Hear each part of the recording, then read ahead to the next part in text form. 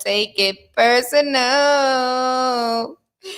Baby, baby, baby. Just one of those days. Oh, Lord.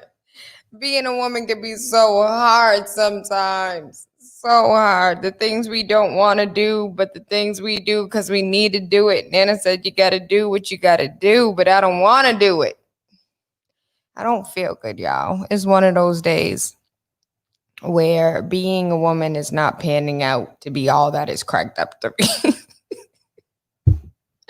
The way my migraine is set up, the way my body is set up, it just is one of those days. And then y'all know I'm connected to the universe. So the way the moon and the stars align and the rain outside is pouring, it don't work for me, y'all. Good rising, good afternoon, good evening, or good night. I am Tayla Andre. Today is Monica's one of them days for me. And does anybody else get crippling headaches? Anybody else bodies just break down and deteriorate and say, nope, not today? I wonder, what maybe this was the reason Andrea. Yo, he called me Andrea mad times yesterday, B. Mad times. Yo, but you know what? I got an old man that call me Andre. He know my name is Tayla, but he just call me Andre all day. So, Andre is the male personification of Tayla. So it works. Oh, well. Today is one of those days. So we just going to get through the news. We're just going to try. We just going to try and make it through the day. That's what we going to do.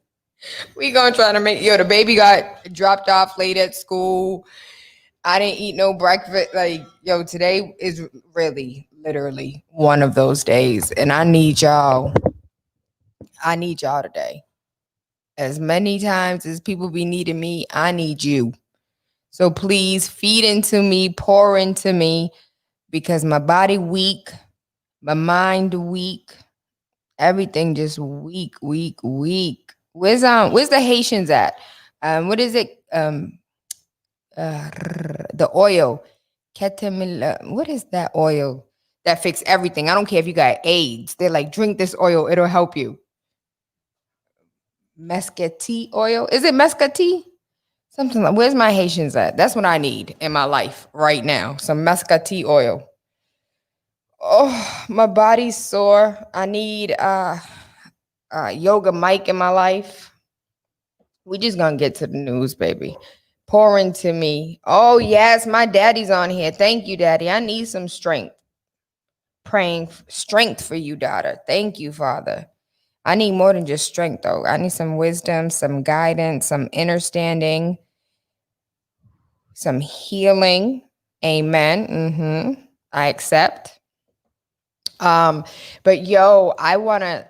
There's mad depressing news in the news, but I just want to read this amazing. Howard University receives $500,000, which is like literally a single family house in Boston. So I'm excited, but I'm a little disappointed at the same time. But $550,000 grant for the quantum biology laboratory. So when I saw this, I automatically thought, Wakanda, Wakanda. And when my baby Suri was in there getting it, when it comes to science, our girls have it in them. They just don't see anybody that looks like them showing them the way. And so I would love to see, how there's a Sid the Science Kid. I only know that because of Baby Rain. But like a Sid the Science Kid. What's the little black girl's name that does the Dr. McStuffins or something like that? I want to see a real life Bill Nye the Science Guy, but black girl magic style. That Asari has been doing experiments since she was like 3. She was like, Mommy, can I do an experiment? I had no idea what that meant, but it just means, can I just mix a whole bunch of ish together and see what it looked like afterwards? But I went ahead and I got her this book that it's like 101 experiments for girls. And so she still, and I got that for her when she was like 7, and she still wants to experiment. And so I'm all for the experimental everything that she wants to do. Howard University has announced that the Quantum Biology Laboratory has received a major $550,000 grant. And I have to tell you, when you have clients buying houses for $600,000, your perception of $600,000 is completely different. Like, $500,000 really is nothing. But I could imagine what Spark FM could do with $500,000. So Howard University STEM students, congratulations. This is from the Guy Foundation. It will be used over the course of the next 2 years. This is the first time the United Kingdom-based Guy Foundation has awarded a grant to an institution outside of the UK, and the third scientific research project supported by the Guy Foundation since it was established 2 years ago in 2018. The grant will support the quantum biology laboratory in exploring fundamental questions at the nexus of quantum theory, electrodynamics, and biosystems. I have no idea what any of that means. And so I am willing and able to learn if you want to teach me, or if you know somebody who does like quantum physics or quantum anything here in the city or even abroad that's willing to discuss this on air, I'm all for it. So the little bit that I do know about like quantum theory is under the guise of like manifestation. And so you can quantum leap in a sense, where if you have water in one cup labeled present and you talk about what your present is, your present feelings, your present financial state, your present marital state, or like your present period. Like, I'm in school, I feel like this, I go, my friends are like that, da da da da da. I'm disappointed about this, that, and then you pour that water into another cup that has another label and it's like my future. And then you speak into that, all of the things that you foresee in your future, and then you drink the water. So that's like, and a lot of people looking at me like I'm crazy. But aside from that, I really don't know anything about quantum anything. Except for Quantum Leap, the TV show. I really thought that was possible. You guys remember that? He would like do do do do do do do do do, and he would come out and end up being a woman or end up being a man and have to like change a certain point in history. Other than that, I don't know. But I'm willing, able, and ready to learn. So please teach me something. Coming back, this is a landmark moment for the QBL and for Howard. It demonstrates our university's institutional commitment to research in the quantum sciences, particularly in quantum biology. The QBL's work extends beyond fundamental science. Oxidative stress is an important factor in the progression and severity of chronic degenerative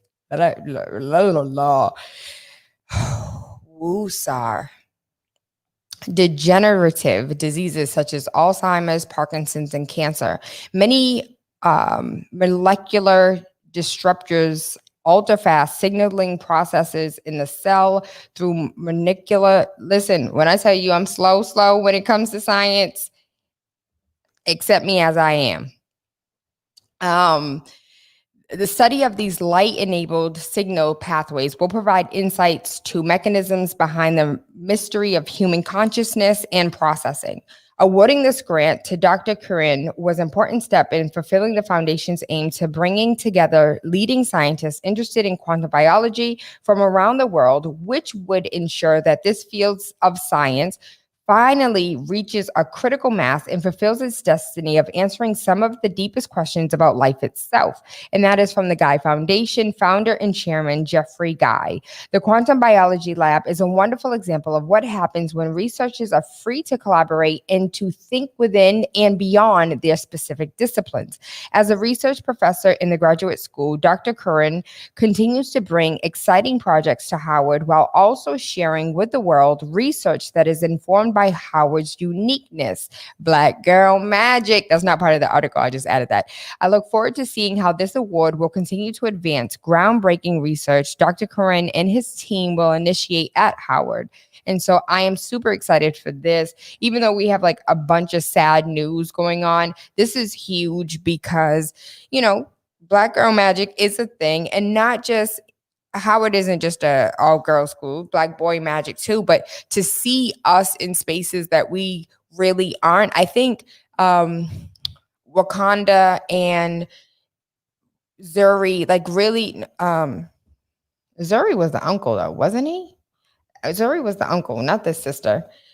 But to see her in her lab conducting science on quantum years from now, which possibly is, we don't know. It probably is real science that we have no access to.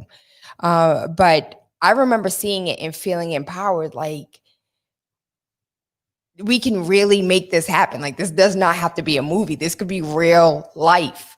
And this is just one step closer to the reality I believe we could achieve and can achieve. And so shout out to Howard University and shout out to Guy Foundation, who is located in the UK. A California cop was charged with manslaughter in the killing of a black man at Walmart. Officer Jason Fletcher is accused of using unreasonable deadly force after fatally shooting Stephen Tayla at Walmart in April. Jason Fletcher, who is located in California, police officer is facing a felony manslaughter charges stemming from the fatal shooting of Stephen Tayla, 33, back in April at Walmart.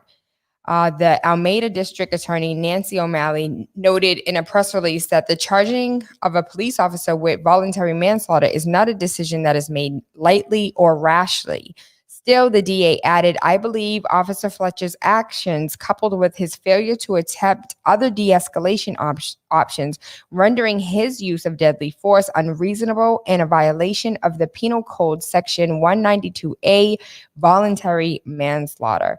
And so I will be following this case because I'm interested on how, like, I want to see how this pans out. We've seen so many officers be charged and in jail and then be released on their own recognizances, which is something I absolutely hate because I too, as a citizen, should be released on my own recognizances without bail. Officer Fletcher tased Mr. Tayla again, and Mr. Tayla clearly experienced the shock of the taser as he was leaning forward over his feet and stumbling forward. Mr. Tayla was struggling to remain standing as he pointed the bat at the ground. The DA's report read, Mr. Tayla posed no threat of immediately deadly force or serious bodily injury to the defendant or anyone else in the store. Defendant Fletcher shot Mr. Tayla in the chest as backup officer Overton arrived in the store. And so this is probably one of the first articles that I've read with an officer being charged with voluntary manslaughter. And I'm just wondering how many officers could have been charged with the same, specifically the white woman that shot the black man in the pickup truck. And we saw the aerial view of it. Do you guys remember? There are so many black people being killed by police that I can't, like, it's so difficult to keep in line the names of everyone that has been shot by police in the last 2 years. We don't even have to go back 10 years. We could just say 2 years. But does not like me. I'm about to restart this damn computer. But. Good rising, good afternoon, good evening, or good night. I am Tayla Andre. Waking up with Tayla Andre has absolutely nothing to do with the time of day we link up, but waking up your third eye with unorthodox conversations leading to universal consciousness. Today is Monica's one of those days because I feel like what outside looks like. I really do. My heart hurts, my head hurts, my soul hurts. I don't feel good, y'all. And so we're going through the news, reading the news. Recently, I read that Howard University received a grant in the amount of $50,000 from a United Kingdom company called Guy Corporations.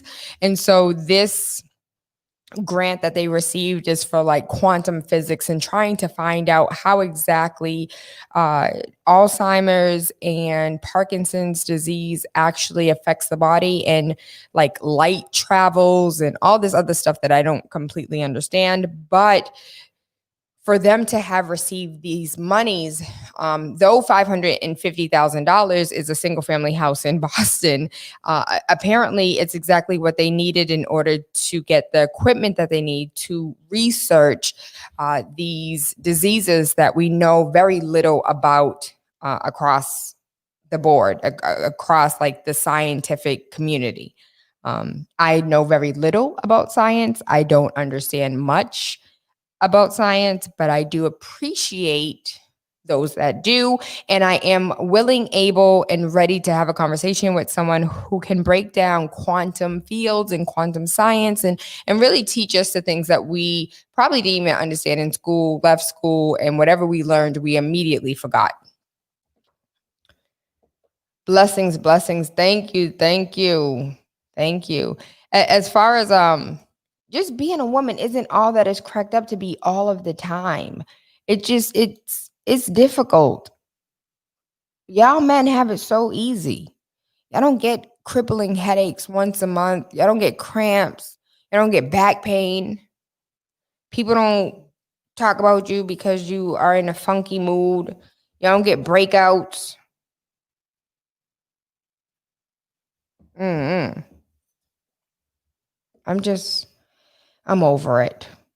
In my next life, I wish to be a man. We said last week, well, we were talking with DL, and DL was like, Tayla, you couldn't have been a man. I'd probably have about 10 kids if I was a man.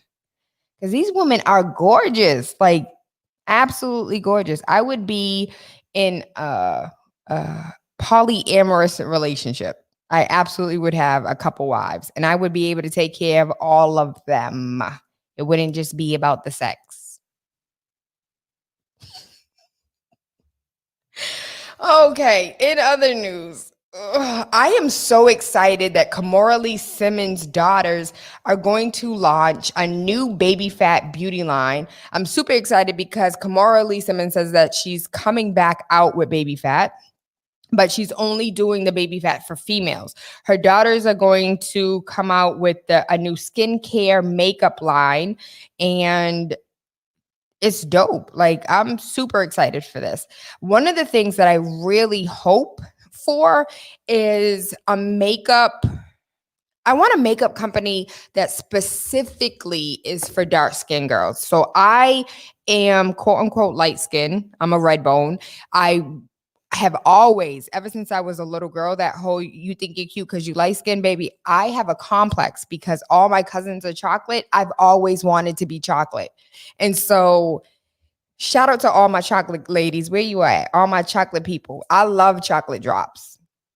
Period. Like, I'm in love with chocolate. The darker the chocolate, the like I love dark chocolate. But not like real dark chocolate, just people dark chocolate. And I would like to see more makeup lines specifically for chocolate people. So when you look at the old videos, like for instance, you don't have to be beautiful. What song is that from Prince? Kiss. So if you take a look at that video, Prince has on foundation that's like 10 shades lighter than what he is.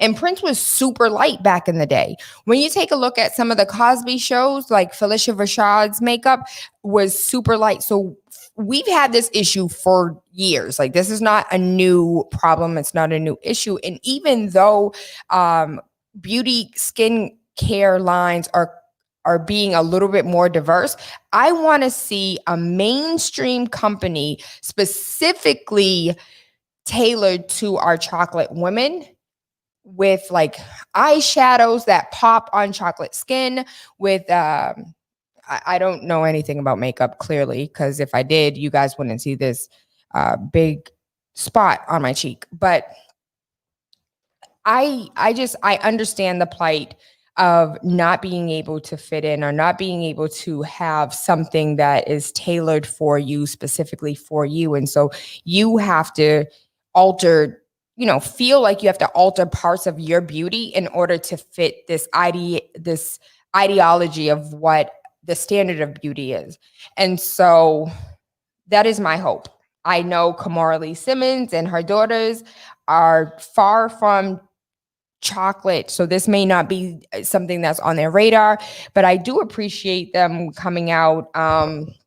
Kamora Lee Simmons started her career as a model before she became the wife and mother of four, a reality TV star, fashion designer, and now she and her daughters are who she shares with hip hop mogul Russell Simmons. And I wonder why she never changed her name. Like she want to be a Simmons forever.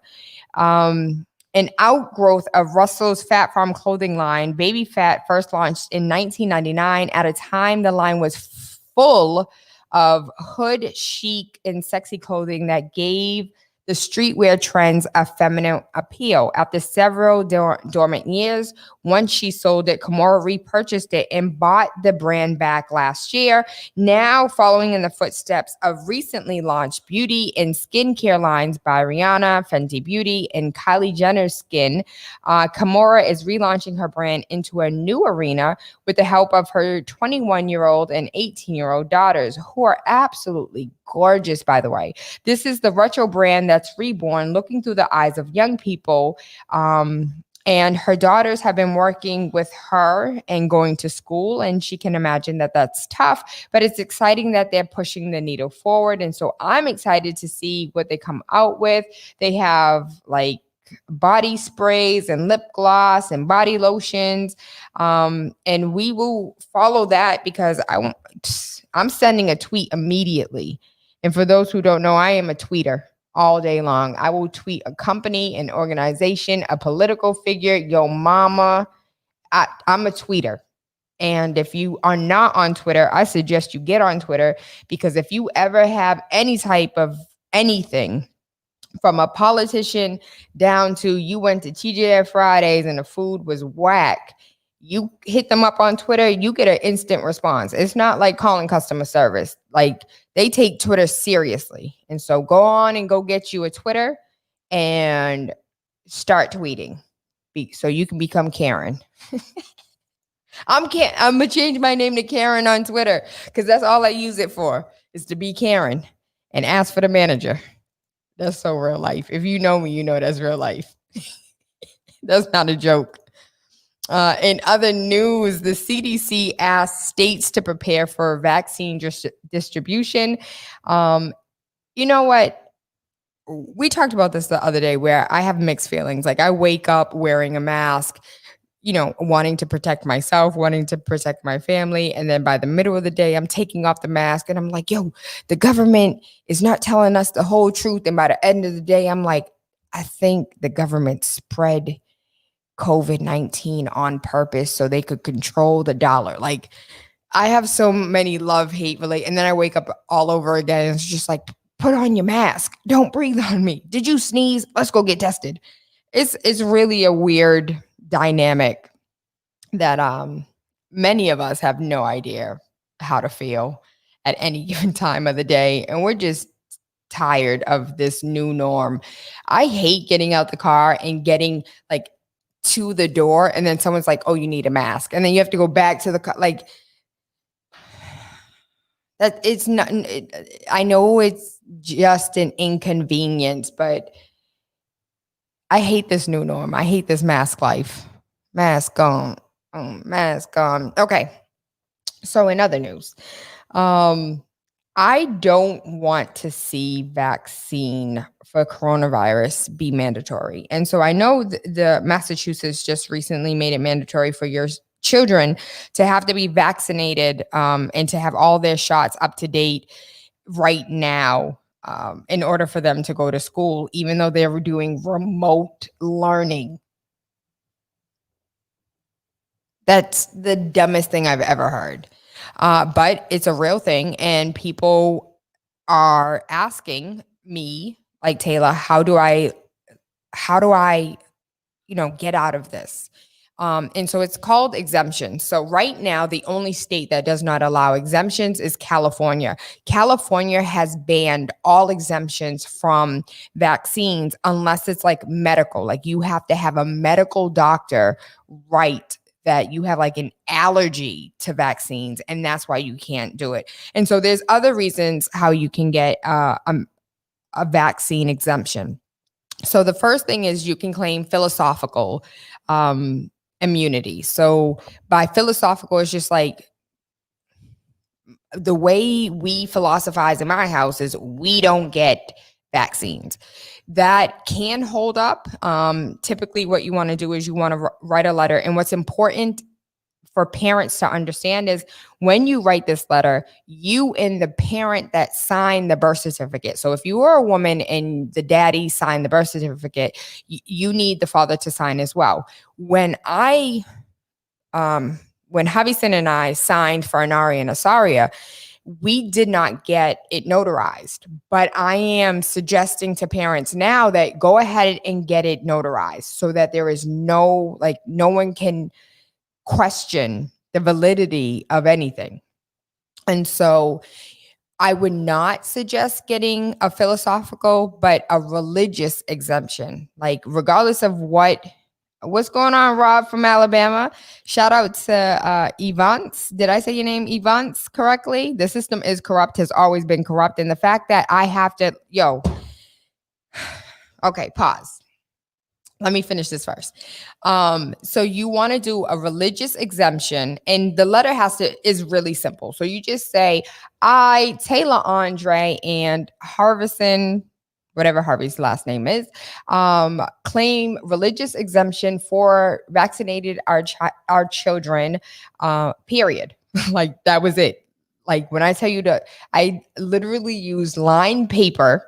The frills were still on the paper. I signed it. He signed it. We sent it to the school. I haven't had any questions ever since. And that was back when Asaria was in kindergarten and she's going into the 9th grade this year. And so that was the last time anybody ever asked me about my children and their vaccines. Prince Rain has never been shot ever. Nothing at the hospital has ever entered his body that was not, period. Right? Asaria was vaccinated up until 8 months. And I think Anari was 2, about to be 3. And they shot him 6 times. And when I tell you, like 3 shots on each legs, he wasn't sick. Like I thought my child was going to die. And it was at that moment in time that I promised him that I would never let them touch him again. And since that day, Anari has not been vaccinated, Asaria has not been vaccinated, and Prince Rain has not seen a needle. And so you do have rights as parents, depending on the state that you live in, is how your rights are regulated. And in the state of Massachusetts, that's the only state that I can really speak to.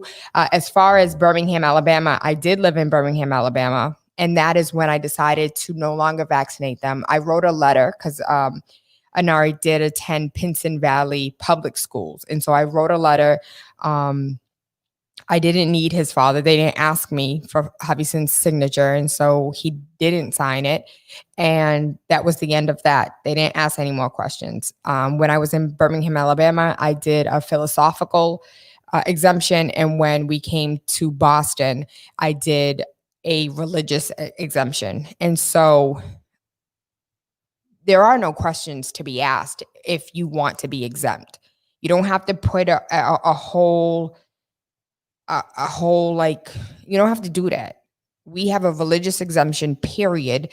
Signature. And I would suggest you get the notary just to make it solidified. And so there cannot be any questions asked. And that is how you take yourself out of the Massachusetts mandatory to be vaccinated. Sounds difficult, huh? It's really not. So Yvonne said the system is corrupt. So I told you guys yesterday, I'm attempting to get the book into Walmart and into Target. So that way the book can sell on its own on the shelves of Walmart and Target. It's currently on Amazon. It's on Barnes and Nobles. It's on my website. But I really want it on the shelves of Walmart and Target. And in order for me to even begin the process of Walmart and Target, I have to be certified as a woman-owned, Black-owned business. Do you know how much money and how much time it takes in order to be certified as a woman-owned, Black-owned business? Now, I understand if I was a corporation. I understand if there were multiple owners. I understand policies and procedures. What I don't understand as a sole proprietor, why I have to like go out and pay to the state, because you can be certified on a state level and you can be certified on the federal level. And you can also be certified in the city. So you could be certified on the city level, like go to Boston and get a certificate of being a minority owned business. You can go to the state level and certify to be a minority woman veteran owned business. And then you can go to the federal level, which all costs money, which all takes time. And you see me, you see me, I'm a Black woman. You see my birth certificate. It says colored. No, my mother says colored. Mine says Black. Why on earth do I have to pay you to justify who I am? Like that, it does not make sense to me. But in order to be in certain spaces, in order for me to do what I want to do, I have to get these certificates, which make no sense to me. I'm annoyed because the system is corrupt and it's all about money. It's all about money.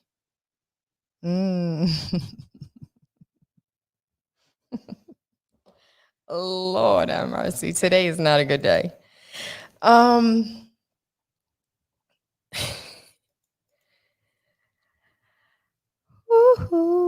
Black woman answered Trump's "What do you have to lose?" So who was it? It was what's free Meek Mills. Meek Mills came out with the song, and in the beginning, it's Donald Trump talking about some your children can't read. You don't make any money. What do you have to lose? And Black woman answered Trump's "What do you have to lose?" The question in a scathing open letter. And this open letter was a head buster. And so it's way too long for me to go ahead and read it. I am going to post it because I want you to read it for yourself. And it hit all the points. Like, we have a lot to lose, and we've been losing, and we're continuously losing. And from you, we have gained nothing. So to answer the question, what do we have to lose? Everything. And we're still losing. And so I just want to shout out all the Black women, because we never get shout outs.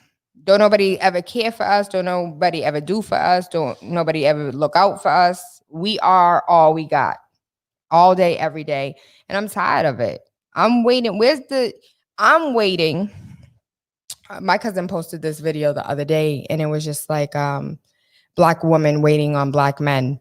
And then it had a video of two Black men, one who was twerking his ass off and twerked better than any female I've ever seen. And the other one was like video recording him, like damn near doing backflips, trying to get these angles.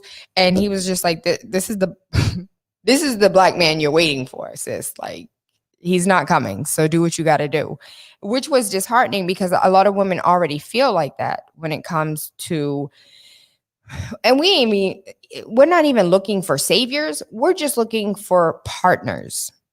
And it feels as if these partners are non-existent, and we are in it for the long run on our own. And that is disheartening sometimes, because don't nobody want to do everything by themselves.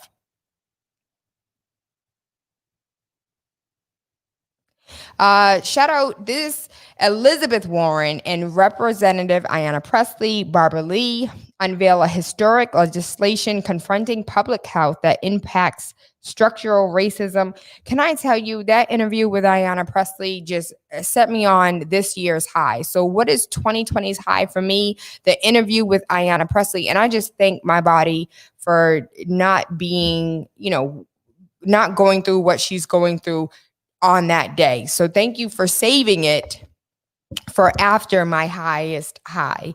And so, Senator Elizabeth Warren from Massachusetts, Ayanna Pressley from Massachusetts, and Barbara Lee from California announced on Thursday a new plan that would declare racism a public health issue, dubbed the Anti-Racism in Public Health Act of 2020. The legislation is the first of its kind and would harness the power of the Centers for Disease Control and Prevention to research health disparities and propose anti-racist policies to eradicate racial divides in health outcomes. The bill will also build upon a growing movement among state and local governments that have declared racism a public health crisis in order to shore up funding, increasing accountability, and push through bold new proposals to dismantle the deep inequities laid bare by the coronavirus pandemic and violent policing. It is time we start treating structural racism like we would any other public health problem or disease, investing in research into the symptoms and causes and finding ways to mitigate its effects, said Senator Warren. My bill with Representative Lee and Pressley is the first step to create anti-racist federal health policies that study and address disparities in health outcomes at their roots. Congresswoman Pressley echoed the sentiments, telling reports for far too long, and I can hear my baby's voice and I can see her face and those cheekbones. Our federal government has failed to recognize and address the structural racism that has devastated Black and Brown communities and denied access to quality health care. We must have a coordinated public health response to structural racism, and this bill will do just that. And so there's definitely 4 more pages of the weeds of what it looks like, but basically, once we start, the thing that the disheartening part of this is what is lived every day must be studied in order to prove what we've been saying for years. And so the first step is the actual research, which is going to take years, right? We want to combat structural racism. This is definitely the first step. And the first step is going to be millions of dollars, possibly even billions of dollars being poured into the research for white people to understand that, oh my gosh, this really does exist. And here in Boston, like, we've been complaining about, pick one, like pick anything. And whatever it is that we complain about, it takes damn near the Boston Foundation to do a $4.5 million study on it. And then for the results to be released. And then it's like, oh my God, this thing is so real. But it's like, for the last 10 years, we've been standing up at hearings. We've been writing letters. We've been at the table telling you what's going on. But it took $4.5 million worth of doing research for you to actually believe the words coming out of our mouth. It just doesn't make any type of sense. I got mad because now it's time to stand up. And for me, it's like that $4.5 million could have went to something else. So the millions of dollars that are going to be poured into this research on a federal level to actually find the problems, it's just like, why don't you just give that money to communities, give them a seat at the table? As a matter of fact, bring in a whole new table, kick everybody out the room, and let us have a conversation on what it is that we need. Because I'm sick and tired of politicians telling us what we need, but at the end of the day, don't understand. Like, for instance, my cousin has what is that thing called? Cash benefits. My cousin has cash benefits, but she also has an auntie that works at the DTA, and so she understands, literally, she understands being a recipient of the cash benefits, but she also understands through policy the back end of it from her auntie breaking things down for her. And so her and I had a conversation, and she was just like, Taylor, like, I have to prove X, Y, and Z, but in order to prove X, Y, and Z, I have to do, like, the way that she explained it to me was completely ass backwards and didn't make any sense. And so it's one of the many things that the people setting the policies have never actually went through the procedure. And so you're over here writing BS that doesn't make any sense when it's actual practice. The practice of politics is not theory. So the theory of this bill that you wrote and how, these social services should be used versus the practice of these social services. Like, I need people who are once on welfare to write the welfare bill. I need people who are once on food stamps to write the food stamp bill. I need people who are once on Section 8 to write the Section 8 bill. Like, once you've already experienced the practice of one thing, you can understand how the theory works or does not work. And we have too many career politicians that are dictating how these structures should be built, but never been inside the structure. Where on earth, like, where else in society do we allow these things to take place? It's like you get a degree in X field, but you learned about something completely. So we're going to give you this political degree, even though you went to school for business. That's exactly what happened. That's how Tayla Andre became a BA in political arts. That's how I got my bachelor's in politics, because I went to school for business. And they were like, well, Tayla, if you graduate with a BA in politics, you can graduate today. I was like, oh, okay, bet. Bet. And that's exactly that's what's happening on a federal level, on a state level, and right in your own backyard. You have people setting these, ordinances, these laws that did not ask you any questions. Like, for instance, today is just free ball day, like no draws. So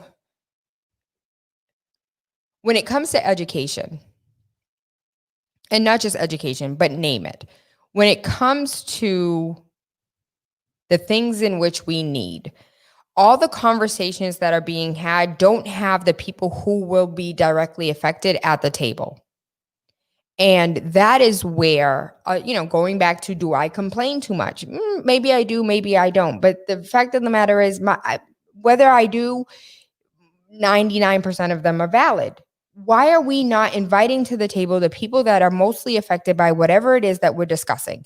When we're discussing, like the public health, when Boston decided that they were going to, have this open space for you to be able to shoot up a Class A drug at your beck and, like, whenever you feel, just come here, and you have a safe haven to do illegal things. Do you know how many I want to be politically correct here, people who were previously addicted to a substance? I think that would be that one. Do you know how many people that were previously addicted to a substance were at the table? Like, if I had an open space to shoot up, I think I would be less likely to shoot up in front of kids. Like, they brought a bunch of people to the table that were previously addicted to a substance and asked them, like, what can we do to better help them? But you also have to understand, like, who did the problem affect the most? Not Black people, because we weren't given drugs, because medical professionals have been told since the dawn of age that Black people don't have no feelings, we don't have no pain, and oh yeah, that's real. Like, I feel like somebody was just like, what? Yes. So if you know Dr. Joy DeGruy, if not, I'm gonna reach out and have her back. So Dr. Joy DeGruy is also on YouTube. You can find it on YouTube. But any speech that any speech that Dr. Joy DeGruy speaks on, she will always tell you about the medical professionals that did not have any. Hold on, let me be clear. People that were practicing medicine, that did not have a degree in medicine, were practicing medicine on Black slaves or enslaved people, Black enslaved people, And because of the shape, the size of your head, or the size of like the space between your neck and that like little flap over, because of that, that determines that Black people are stupider than white people. Like literally, that's a real thing. Look in history, look in science. I did an interview with my doctor, my son's doctor, his OBGYN, or whatever it's called, his labor doctor. And we were talking about the disparities between white women and Black women when it came to childbirth. And one of the things that I asked him was, did you learn in school that Black women had lower pain receptors? And he was just like, yes, that it's widely taught that Black women have lower pain receptors than white women, or higher pain receptors. So we can endure more pain than a white woman. And they've never learned about the Tuskegee experiment. They never learned about the man who was not a doctor that did a lot of his, like the doctor that we revere as the OBGYN. Who is he? The OBGYN that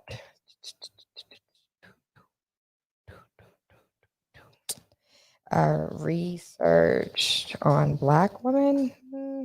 Yeah, that's so vague, but I guess I can. Marion Sims is a 19th century gynecologist who experimented on enslaved women from Pestille in Central Park. The statue will be removed to a cemetery in Brooklyn, where Sims sometimes was called the father of gynecology is buried. And here it is. But look up Marion Sims, all right? And when you look up Marion Sims, you will see that he was never a doctor, ever. And a lot of these doctors are not taught about the Tuskegee syphilis experiment. They're not taught about Henrietta Lacks. And for those who don't know, Henrietta Lacks was a Black woman who they took all of the blood of people in the area. And because of Henrietta's cells, there was something special about her cells, and they ended up using her cells over and over again. Her family to this day still has not received any type of monies. But yet Henrietta Lacks cells are the reason why medical advancement has even happened. And so that's probably like the worst rendition of how I could have broke that down for you. But it's been like 10 years since I read the book. Long story short, over and over again throughout history, Black people have been used as guinea pigs. And when for profit, our body, our cells, or the likeness thereof, and the reason why I say the likeness is because they were able to replicate Henrietta Lacks cells, and because they replicated her cells, it's the likeness of her cells. And if I can sue you for the likeness of a Tayla Andre, I should be able to sue you for the likeness of my DNA, for the likeness of my cells. And her family has received no monies.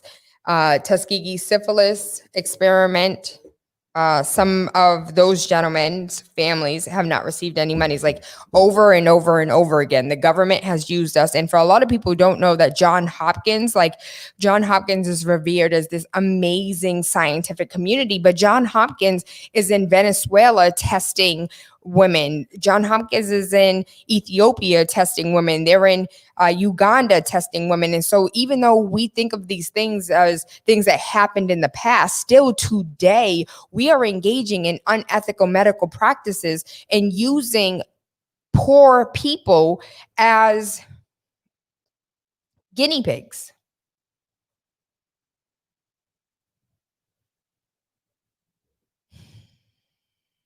I don't know why I'm surprised. Let me go back to these comments because I left you guys for a minute. I'm coming back.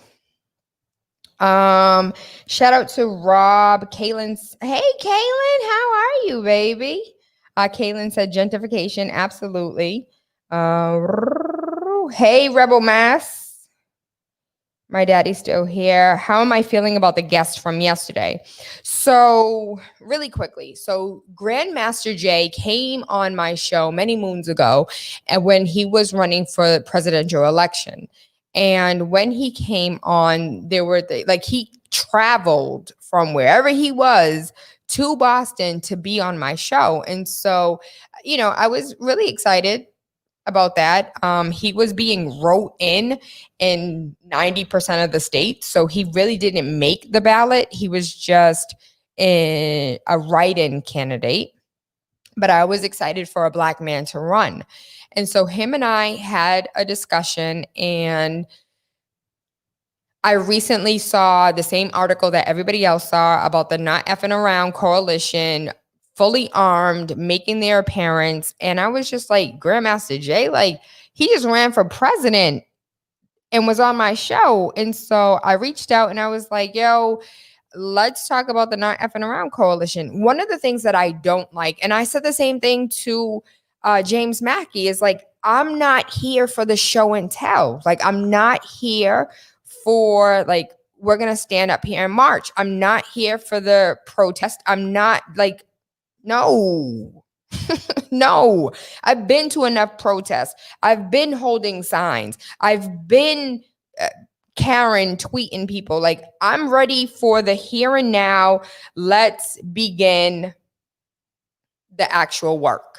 And I think I really have to attribute that to Dr. Tia Martin, where like enough is enough. Like the meetings about meetings is over. Like this is the work that needs to be done. We know what work needs to be done. Let's do the work. And if you're not about doing the work, I'm not here for the show and tell. And so yesterday, yesterday my spirits were low. Like my head was literally throbbing. And if you watch yesterday's video, I could barely formulate a complete sentence. Like that's how much pain I was in. But I wanted to, come through, follow through on bringing to you guys what I promised I would bring you. And so I wasn't in the mood to argue with grown folks yesterday, but I will have him back on because I do have more questions. Like you adopting the 10-point plan of the Black Panthers.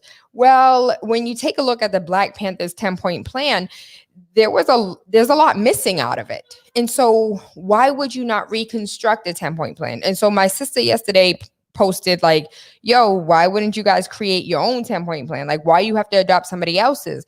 And yesterday I was just like, all right, well, what if they didn't want to reinvent the wheel and the 10-point plan is a really good start? Exactly. It's a really good start. They should have added another 10 to combat the structural racism that we're currently going through and experiencing. And so for me, Grandmaster Jay did not answer the questions in a way in which satisfied my curiosity, because aside from like the discussion itself, like I think his vernacular is great. He could be a poet, but aside from, a great speech, there were no action items. There were no demands. There were no, this is what we want, this is what we demand, and this is how we plan on getting it. And so because yesterday I was so low in spirits, I didn't have the energy to pull out of him for him to say like, yo, we ain't there yet. Like, that's really what I was looking for. I was looking for him to say, we're not there yet. Like, we're in the beginning stages. Just like James Mackey said, it was just like my sister, like, yeah, we're not there yet. Like, be honest with me. Be transparent about the situation. Don't tell me like we're this and we're, but like, I need you to fully disclose that we are an armed militia with, we are an armed militia with no guidance. Like, just tell me the truth. Tell me where you stand so I can know how to be appropriately. And that is to answer, how am I feeling about the guest yesterday? I also watched a video yesterday that just came out. This video is, I guess today would make it 3 days old. But the video that is 3 days old is like, under Grandmaster Jay, there's a general. I don't know if he's a real general with the United States Army, but he calls himself the general. And he was just talking about the movements of Grandmaster Jay and some of like the unethical things that are taking place within the ranks and how he foresees that the Not Effing Around coalition isn't going to be around much longer. And so, with that being said, we will see. And when I feel better, we are going to have him back on so we can ask him the questions that I really want to ask, because I need you to tell me whether or not you guys have a real plan of action or if this is just for show and tell. And yesterday, he wanted to make it seem like it wasn't for show and tell and that they really are doing something. I just really did not have the wherewithal to be fully present yesterday. So I apologize to all of you for not doing what I couldn't have. I'm sorry. I was weak yesterday. Yeah, exactly, Rob. Like, I need things to be cleared out as well. So how do I feel about living off the grid? So Evance, please, Evance, tell me if I'm pronouncing your name right or wrong, because I do butcher names, words, and anything. Anything phonetic, I can butcher it. You would think that English is my third language, the way that I pronounce words. But as far as living off the grid, I think if I could, I would live off the grid. And what does living off the grid mean to a lot of people? Let me break that down. So that means not needing the government for anything, like not needing the government for your electricity, because you use solar, you use air, you use water as a form of electricity.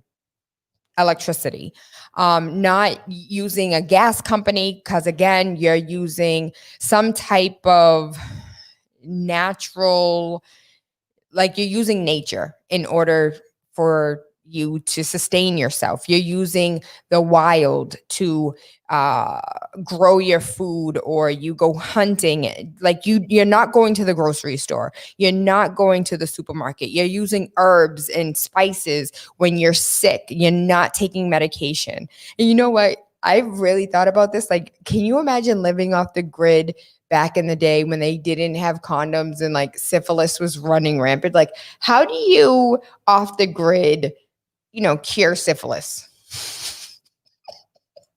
Like, you got chlamydia. Like, how do you clear up chlamydia?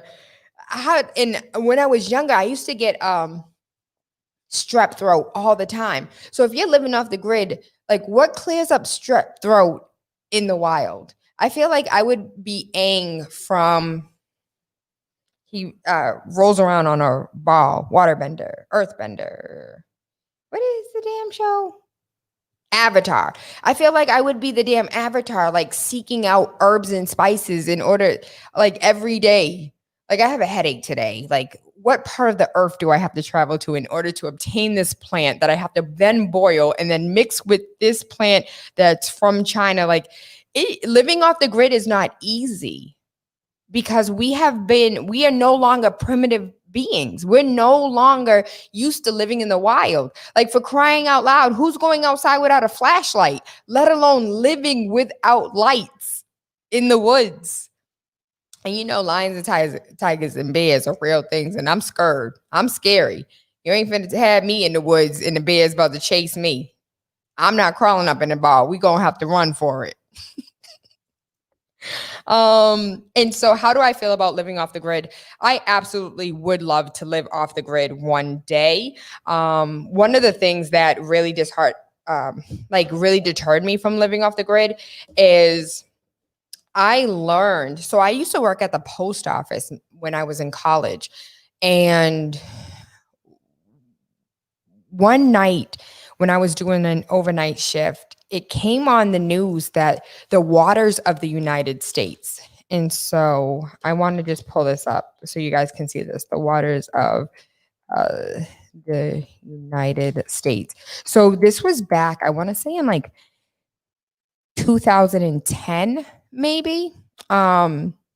The waters of the United States, it was like a new law that passed that anything that ebbs and flows is now, property of the United States. And it made mention to how there was a gentleman in like Ohio or Montana that dug out this, on his land, on his private property, made a hole and captured rainwater. And because the rainwater filled up this pond and the pond had an ebb and flow, he now had to relinquish this space into the waters of the United States. And so it was just like, hold on, but pause. And there's certain areas in the country that if you catch rainwater, it's illegal for you to catch rainwater and you can be arrested for it. You can be fined for it. But if I'm blacking off the grid, I'm going to jail. Like, they're not just going to arrest me for it. So am I for living the Amish way? Maybe. Maybe. I know how to grow food. None of my plants ever die. If anything, my plants multiply. So I feel good about growing food. I don't know how I feel about not having access to Wi-Fi. That would probably be my only thing. But I do believe that there is what is it? I read an article about how trees have their own Wi-Fi-ish system. So do trees have Wi-Fi? No. But trees have this Wi-Fi system where they're able to communicate with one another. And that's why roots kind of don't grow into each other. And they communicate with one another like, yo, I'm about to make this left, all right? So you go right. And I thought that was absolutely amazing. So I am for doing as much natural as possible, but I have been so what's the word I'm looking for? Conditioned. I've been so conditioned to like check my email and check my email. Like I really care less about social media than I do about my stock options right now. So I want to check my stock options. I want to check my email and, then check my social media. And so I don't know if I would be able to totally live off the grid because of the things that I have been accustomed to over my life. A brand new table is what we need. Yes, politicians never give us what we truly need because they want to keep us where we are. Rob, though I believe that to be true, I also believe that we have more power than we allow ourselves to believe. And because we don't have the power, because we don't allow ourselves to take on the power that we truly have, we give our power away. We diminish ourselves and our power by giving our power away and allowing others to believe they have this power. So do our politicians have power? Yeah, sure, whatever. But at the end of the day, there's 1% of them and there's 99% of us. And because 99% of us allow that 1%, like, I don't know. I mean this with the utmost respect. And I am not being anti-Semitic. I am not being like, with the utmost respect, I say, I truly believe that if during the Holocaust, the Jewish people were to say, nah, F that, like there's 100 officers and 10,000 of us. Like, nah, listen, you killed this. And I still don't understand how Nat Turner was the only one, cutting off heads. Like, how? There was nobody else that was outraged. There was nobody else. Yo, listen, I would have been dead quick. I would have been dead young, from young. The way my soul is set up, they would have took me out. Because it would have been me and a bunch of other cousins like, yo, you trying? Like, when you think about how far another plantation was from you, it's Massa and maybe 2 or 3 of his workers, his cousins, his brother-in-law, his nephew, and his wife and his daughters. And there's how many of us? Nah, Massa left. He left about a week and a half ago. We don't know where he's at. People would be come looking for Massa. Massa would be buried under the house somewhere. Like, I don't know how Nat Turner was the only one. Maybe he's the only one that they actually, he killed so many people that Nat Turner's the only one that we historically know. But I cannot, even the Holocaust, like I don't know why we give up our power so much and let these few people feel so powerful that we don't revolt. And maybe that's the radio rebel in me. Maybe that's overall the rebel in me. But you're not. Like, I think about, so you know Don Core, the Don Firearms. Don Core is my friend in real life, and what he does is he comes into your home and he shows you your blind spots. He shows you if somebody comes through your house this way. It's like a fire drill, but for like emergencies. A fire drill for robberies. A fire drill for your firearms. And so it's like, this is where you hide. This is where you put your family. This is where you stash a gun. This is like, my mind is always thinking like that. So I'm thinking, like, if somebody come in this house right now, how am I busting them in the head? Like, with what object are they finna die with? And so I can't even imagine for me and like 1,000 of my people, 1,000 of my neighbors coming to be huddled up, you know, all of Vine Street being huddled up, all of Mount Pleasant Street being huddled up. And we got, you know, 6 or 7 different officers with semi-automatic weapons. Like, how are we, how are we Vine Street? How are we Mount Pleasant about to take these fools out? Because you ain't about to take me alive. So as far as like these politicians will never give us what we need because they want to keep us where we are. We want to keep us where we are. We are our problem because they really don't have all of the power. We gave them the power. We give them the power, and we relinquish our power every single day when we believe that they have all of this power that they truly do not. Truth and understanding saying, I don't trust Grandmaster Jay. Something just don't add up. We'll circle back with that. I'm in a better state of mind now. Look, Tayla, ask yourself this. Why is that you only see all white folks running for these major offices? I know sometimes it's black ones too, but they're all old white men trying to mess up the world. First of all, the education that we are being taught and have been taught is misleading and only teaches us enough to be second class. And that's why you have to do your own research. That's why you have to do your own due diligence. He's not a real general in the army. I told you I didn't know if he was a real general. Please feel better. What I need, keep sending me love. Keep like somebody sending me healing. Rob, I come back to Birmingham often. My Nana is there. My family is there. My friends are there. My father is in Georgia. And so I'm in the South usually. As far as STDs off the grid, I'm just saying though. I'm just saying, like, that's a real thing. How I'm about to get strep throat and be off the grid. Where's the penicillin? What plant in which do I need to go find to create the penicillin to get rid of my strep throat? So that would be, it's fear. It would be fear. I would be fear to be in the middle of the woods. My daddy said, check out the show called Off the Grid. Daddy, you would be the one. You would be the one. I'll watch it. I'll watch it just to like get my mind ready for one day. So let's create.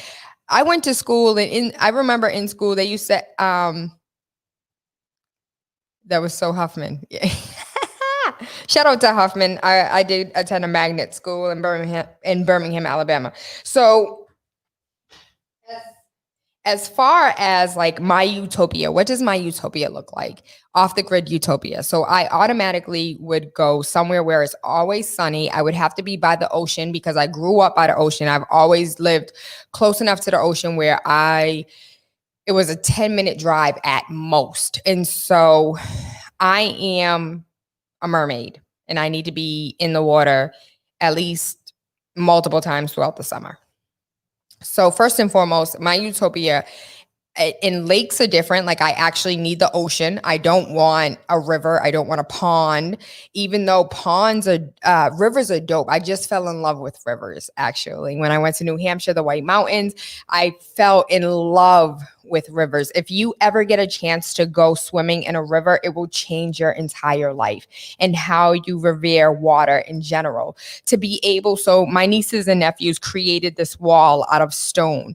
And it's one thing to know that water is fluid and it can make its way through cracks and crevices. It's another thing for you to stack up this wall, you know, that comes up to your hip and to watch the water devour, you know, these heavy ass boulders.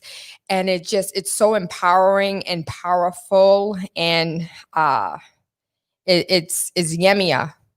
It's yummier all day. And so I truly connect with the water. And so I would have super sunny. I'm thinking of like a South Carolina, because Florida is way too racist for me. And I'm not trying to recreate Rosewood, because I would be in a coffin with my mama if you saw Rosewood.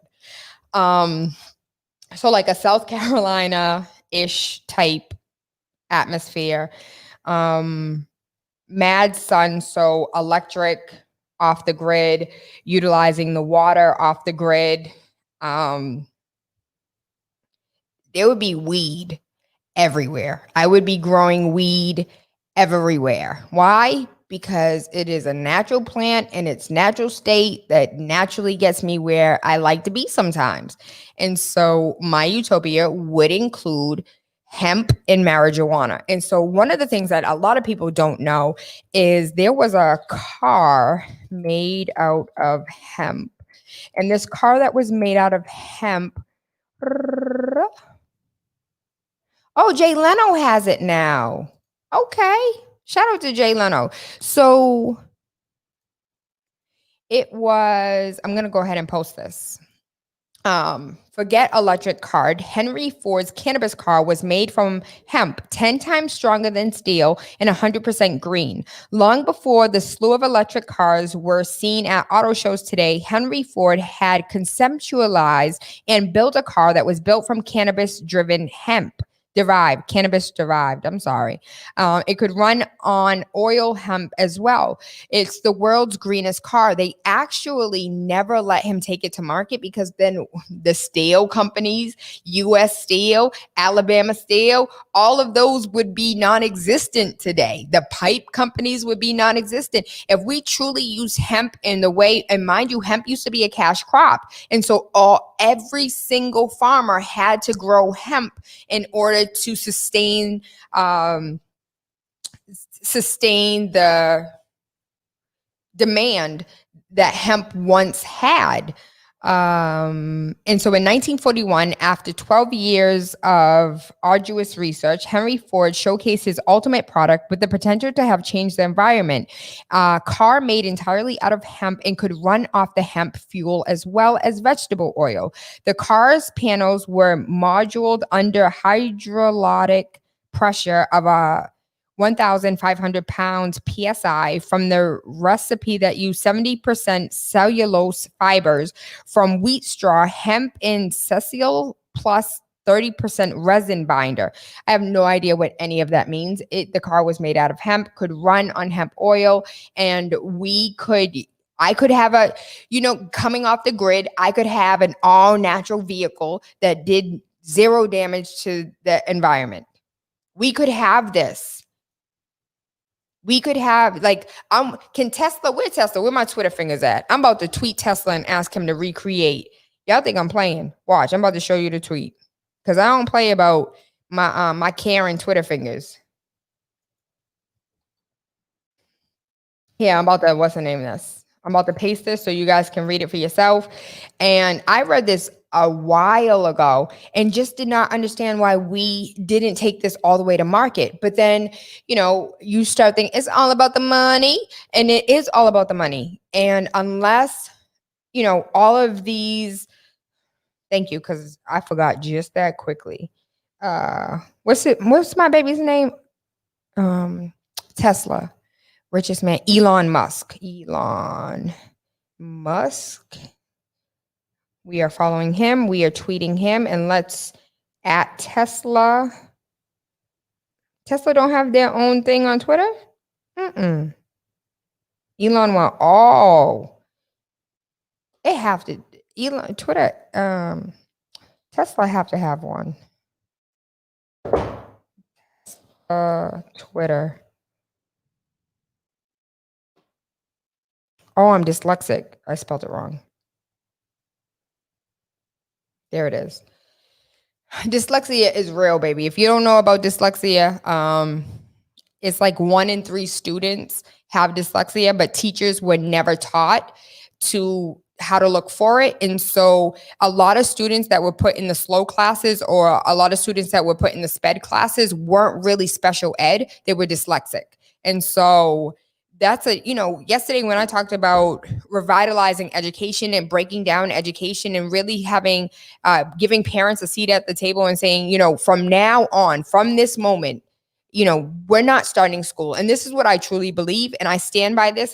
And with all of my heart, I truly believe that when we knew coronavirus was going to be longer than those 2 weeks out of school, and we said we're going to shut down school for the rest of the year, at that moment in time, the federal government should have stepped in and said, listen, this is the time that we are going to take to completely overhaul education. Like, this is the perfect time to reimagine what education could look like, reimagine what educating our children looks like, reimagining what the future of education could be. But instead, we want to do the same old dumb stuff and just, we're going to move it. Y'all going to do the same stupid stuff that we've been had you doing that didn't work the first time, but we're just going to transfer it to online. Our students weren't passing classes when they had a teacher in front of their face, literally holding their hand. How do you think our students are about to pass looking at a damn camera? That shit annoys the F out of me. Like, I am super annoyed. I'm not for the itch and giggles. Like, I talk to my children's school all the time. Like, we need to reimagine what education looks like, period. I'm sorry. Tesla, Elon Musk. Can you please recreate Ford's cannabis car that was made in 1941 that ran entirely off of hemp fuel as well as vegetable oil and was stronger than steel? So if I ever send you a text message and it look ass backwards, it's because I talk to text everything. So we are sending Elon Musk and Tesla a tweet to ask them to recreate Ford's cannabis car that was made in 1941 that ran entirely off hemp fuel as well as vegetable oil and was stronger than steel. And if you want, I would love for you to retweet this so he knows I'm serious. Wake up with Tayla Andre. And that is sent. So go retweet, baby. Let me see you retweet. I would love for Elon Musk to answer me. Like, yes, Tayla, let's spend some time together and hash out the details. Absolutely. That is one of my dreams as well, is to create my own vehicle. And so the dream always was like an Acura. I wanted an Acura TLW, and that was like my initials. And so now I no longer want an Acura.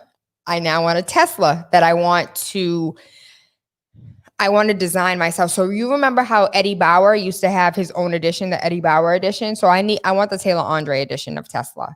And so, it's not going to happen today, but it's going to happen. The Tayla Andre edition of Tesla. Do you know who has the best education in the world already? Because I heard teachers say they get out of the bed the other day. What? Do you know who has the best education in the world already? Because I heard the teachers say, get out of bed. I have no idea Rob, for me, I think based on what I've read and based on what I understand of systems of education, I think it's not Iceland or Greenland, it's Finland. Is it Finland? They also have the best water and the best atmosphere with least pollution in the world. Who has the best education system in the world 2020? Oh, they said the United Kingdom, but I think it was like Finland. Yes, Finland and Denmark. And one of the other things about Finland as well is their prison system. Like, they actually don't incarcerate to incarcerate. What is it supposed to do when you incarcerate people? Is supposed to rehabilitate them. So let's say, for instance, I'm driving in a car and I reach down and I pick up a cell phone and I hit somebody and it's vehicular manslaughter. Like, how does me going to jail for vehicular manslaughter like rehabilitate me? Like, how does that make me a better person by putting me in jail with a bunch of freaking criminals? Like, you just taught me how to be a criminal mastermind. You didn't rehabilitate me. I think, like, as far as nonviolent offenders, I think nonviolent offenders should be doing community service. All of these streets that need to be cleaned up, all of this damn trash that's all over the place, all of this like the side of the roads looking fucking crazy as hell, that needs to be a bunch of people doing community service. I don't think that nonviolent offenders or offenders, like the people who got pulled over and had weed in their car type nonsense and ended up having to go to jail, or people who had crack cocaine in their, like, stuff like that. If what's it called when the offense did not involve anyone else? What is that called? You guys know.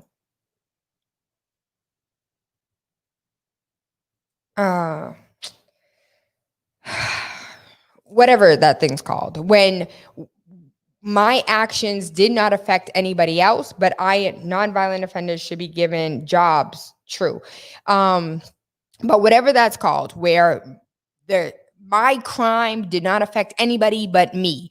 That whatever that's called, I believe those people as well should also get some type of community service, because putting them in jail and giving them 1 hour a day outside is not, like, that's not going to fix the problem. Even people that murder other people, like whether it's murder out of passion, whether it's murder out of disdain, regardless, like me putting you in jail for murder is not the answer. Well, Tayla, there needs to be repercussions for people's actions. Absolutely. But putting them in jail with real murderers, like like serial killers, I killed my husband because out of passion, I found him in the bed with a man, and I just was, blacked out. And the next thing I knew, I woke up and my husband and King Dingling were in the bed dead. I did it, but I didn't remember I did it, versus putting me in a cell with somebody who peels people's skin off. It's just like, or you putting me in a cell with a rapist. For me, it just doesn't make sense at all. Like, why we think our criminal justice system works. And now you just took 20 years off of somebody's life and then released them into the wild. This is okay. This is what it is. We treat humans less than we treat animals. And so there are certain animals that are in zoos. So I don't like zoos. I don't like taking my children to zoos, because I don't think that bringing children to see animals that are outside of their habitat is healthy. Now, if the zoo has rehabilitated animals and they are like what's the lady's name that killed her husband on the lion, Tiger King. The woman who killed her husband on Tiger King, who was just like, all of our tigers are rehabilitated. We don't have any wild tigers. We don't procreate the tigers. Like, that type of situation is the situation in which I feel comfortable bringing my children to the zoo.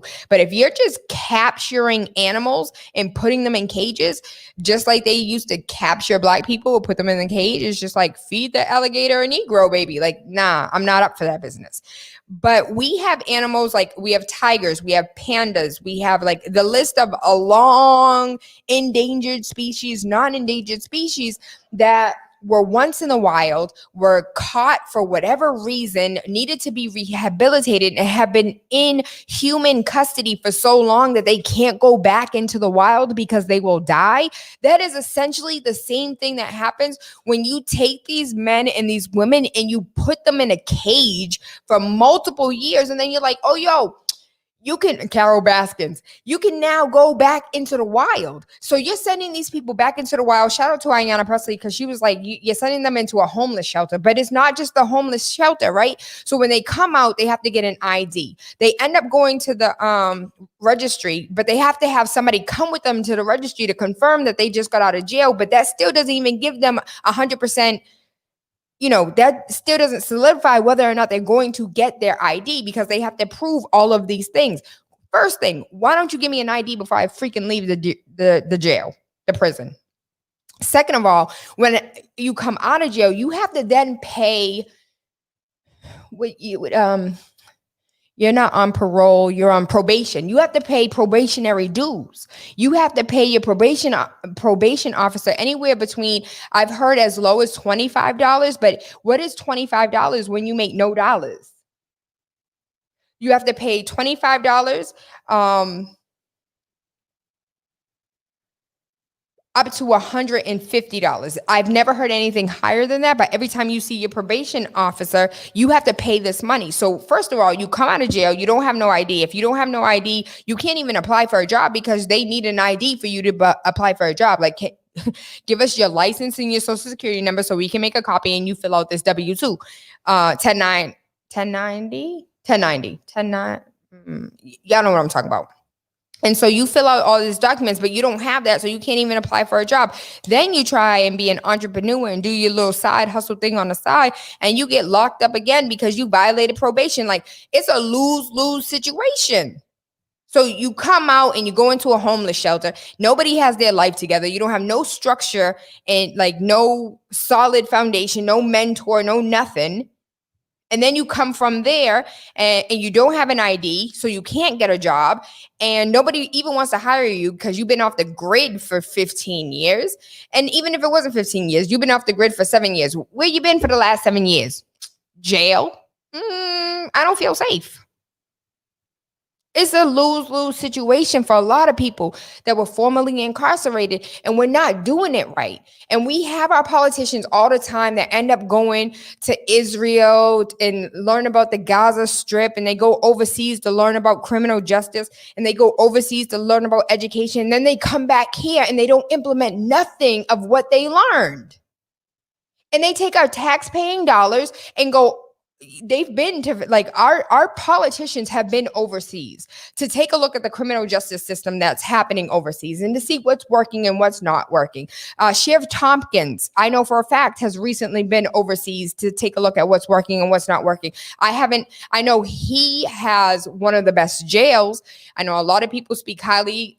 They may not like him personally, but they do speak highly of the way that his people enter. Oh, damn, it's one. I'm sorry. I didn't know it was 105. I just be running my mouth, y'all. I'm sorry. My bad. Shout out to the baby that I just retweeted. Yes, you better retweet Elon Musk and Tesla. But with that being said, I could talk for days. There were a lot of news articles that we didn't cover. I feel a lot better than I felt yesterday, but as you guys can hear, like, all of this is congested and I don't have allergies. And so my body going through something, I accept it.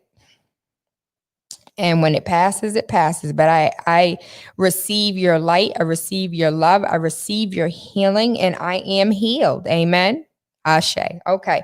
And so we have come all the way to the top of the hour and have extended over the time in which we should be here. So I am Tayla Andre. Waking Up with Tayla Andre has absolutely nothing to do with the time of day we link up, but about waking up your third eye with unorthodox conversations leading to universal consciousness. If you know anybody who is looking to buy or sell, have them go over to TaylaAndre.com and get their Finally Home. So Finally Home is a book that I wrote because I am sick and tired of spending 90% of my time educating my people. And so all of the conversations that our counterparts have had since they were children are conversations that we are not learning until we are 50 years old. And so instead of going over and over and saying the same thing over and over again to all of my clients, I'm like, listen, get the book. If you can't afford the book, I'll send you the book. You won't get a physical copy, but you can get the digital copy, and it will give you the step-by-step guide to fix your credit so you can be on the path to home ownership. We don't know anything about credit. We don't understand budgets. We don't understand savings. And so instead of, blaming the victim, I'm like, listen, this is the resource that you need for the knowledge that you were not given. And so instead of answering 1,000,001 questions, read the book. And if there's any questions that are not answered after you're done reading, then let's have a long, drawn out conversation on the questions that you have. And so I do the best that I can And you want to know something? I have not had one person read the book and actually come back and ask for clarification. Like, that is success to me. I feel successful because when people read the book, they don't have do you have any questions after reading the book? Nah, I feel good. Like, I'm good. I know I can't buy yet, but I know what I have to do to buy. And so as of right now, no one has come back and said they had questions. Nobody. Nobody. So you can buy the book on Amazon. Please don't, because they take 50% of my damn profit. I want all my money, please. You can go to TaylaAndre.com for everything Tayla Andre. So the shirt that I have on today is called Soul Naked. I know you guys saw it the other day because I wore the t-shirt version. Prince got some, what's this thing called? Banana. Prince got some banana on me, but this is the Soul Naked embroidered sweater, and it's super soft on the inside, high quality. I'm not selling y'all no BS. The t-shirt is Soul Naked. I also have the Awakening My Third Eye, Ride My Root Chakra, and Suck My Sacral Chakra, baby, because we can do Motivational Monday and Freaky Friday all on the same t-shirt. Yes, we can. And from there, you can also get the step by. So I understand some people don't want to buy a house. They just want to get the credit version.